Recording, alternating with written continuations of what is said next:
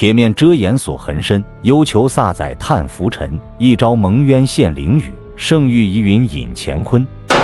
大家好，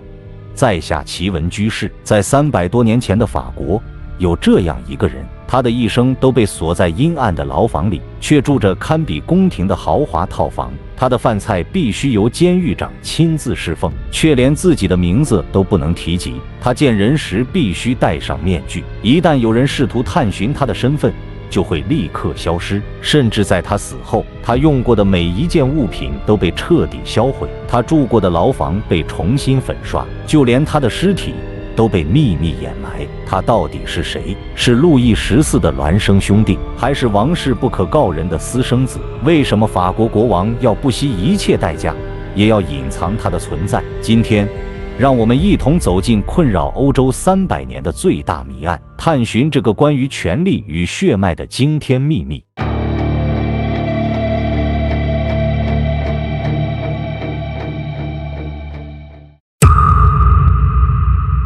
1703年11月19日，寒风呼啸，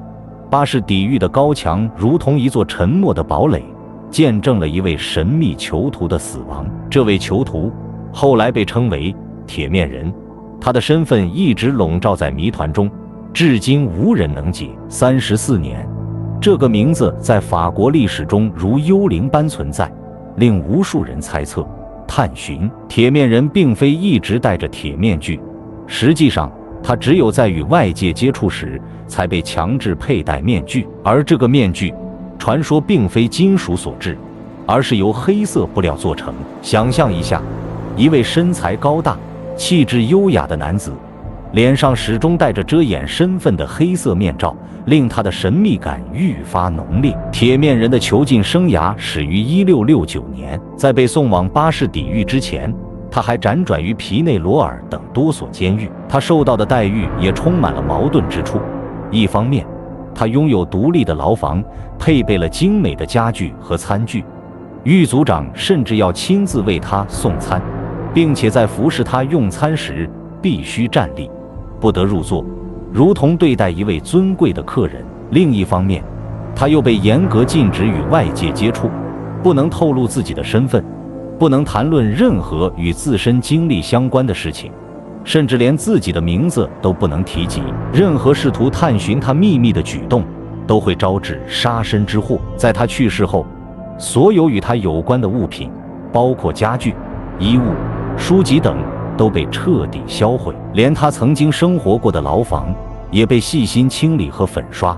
仿佛要抹去他曾存在的痕迹。这种近乎疯狂的举动令铁面人的身份更加扑朔迷离。他到底是谁？掌握了什么秘密？这个秘密又为何如此重要，以至于国王不惜花费巨大的人力物力，也要将其隐藏？铁面人究竟是谁？这个谜团吸引了无数历史学家、作家和民间传说的参与者，他们试图揭开这位神秘囚徒的面纱。几个世纪以来，关于铁面人的身份，各种猜测层出不穷。有传言称，铁面人是来自英国的政治流亡者，因在权力斗争中失败而被迫逃亡到法国，却因某种原因被囚禁起来。另一种说法认为，他可能是某位被废除的国王或贵族的后裔，为了避免政治报复，不得不隐姓埋名，过着与世隔绝的生活。还有人大胆推测，他可能是某个卷入宫廷阴谋的教会高层，掌握着太多机密，最终被国王秘密囚禁。甚至有更惊人的想法提出，铁面人其实就是路易14本人。所谓的太阳王不过是一个精心挑选的替身，真正的国王则在牢中被囚禁，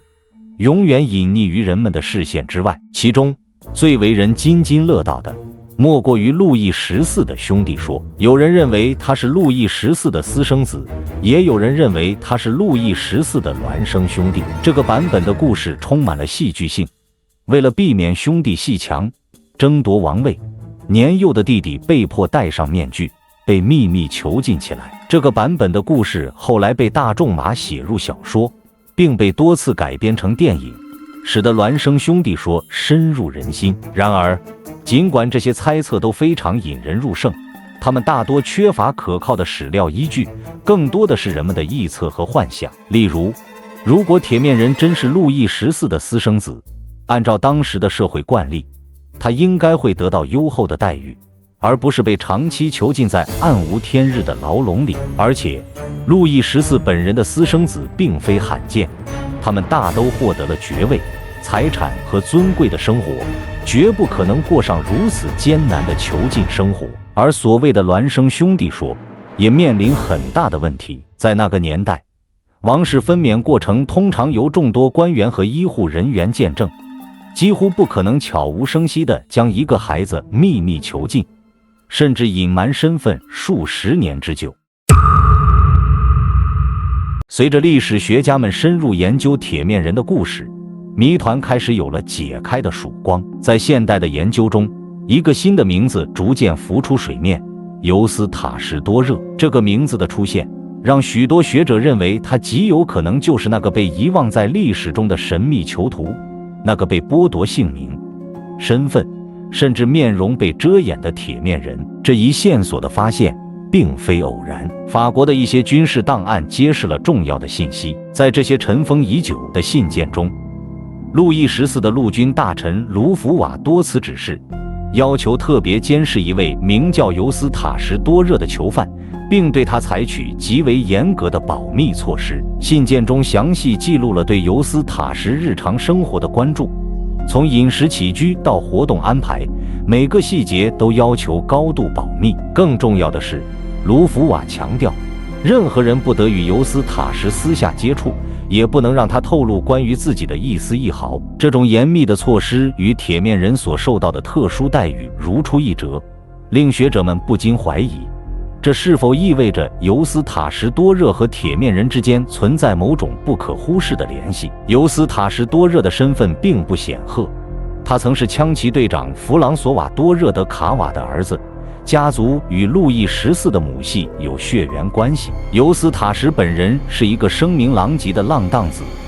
他酗酒、闹事，欠下巨额债务，甚至参与过黑弥撒和毒杀事件。他最后一次出现在官方记录中是1668年，之后便销声匿迹。一些历史学家推测，尤斯塔什多热掌握了路易14的出生秘密，并以此要挟国王，最终招致牢狱之灾。路易14的父亲路易13体弱多病，且有同性恋倾向，与王后安妮结婚多年却未能生育子嗣。为了确保王位继承，有人安排了弗朗索瓦多热德卡瓦与王后秘密幽会，路易14很可能就是这次幽会的产物。如果这个推测属实，那么尤斯塔什多热就是路易14同母异父的兄弟。路易14为了维护王室的尊严和自身的统治地位，不得不将知晓这个秘密的尤斯塔什囚禁起来。路易14对尤斯塔什多热的处理方式耐人寻味，他既没有选择将其立即处死以绝后患，也没有将其释放任其逍遥法外，而是选择了长期幽禁，让他在暗无天日的牢笼中度过余生。这种做法与其说是出于仁慈，不如说是出于一种复杂的算计。一方面，尤斯塔什多热掌握的秘密足以动摇路易14的统治根基，如果这个秘密公之于众，那么路易14的合法性将受到质疑，整个法国王室的声誉都将岌岌可危。在那个绝对王权的时代，任何对王权的挑战都将受到无情的镇压。因此，将尤斯塔什多热囚禁起来，是维护路易14统治地位的最有效手段。另一方面，尤斯塔什多热毕竟与路易14有着血缘关系，即便不是亲兄弟，也是同母异父的兄弟。或许在路易14内心深处，也曾有过一丝犹豫和挣扎。他不能容忍任何人挑战自己的王权，但同时他又无法完全泯灭与尤斯塔什之间的那一丝血脉亲情。这种矛盾的心理，或许正是路易14选择长期幽禁，而不是直接处死尤斯塔什的原因。除了路易14之外，铁面人的看守者圣马尔也在这个故事中扮演了重要的角色。他是一个精明且野心勃勃的人，深谙权力运作之道。他敏锐地察觉到，铁面人身上隐藏着巨大的秘密，而这个秘密恰恰是他提升自身地位和名望的绝佳机会。于是，他刻意夸大了铁面人的重要性，将一个普通的囚犯塑造成一个充满神秘色彩的人物，并通过各种手段将这个神秘的形象传播出去，为自己增添了一份传奇的色彩。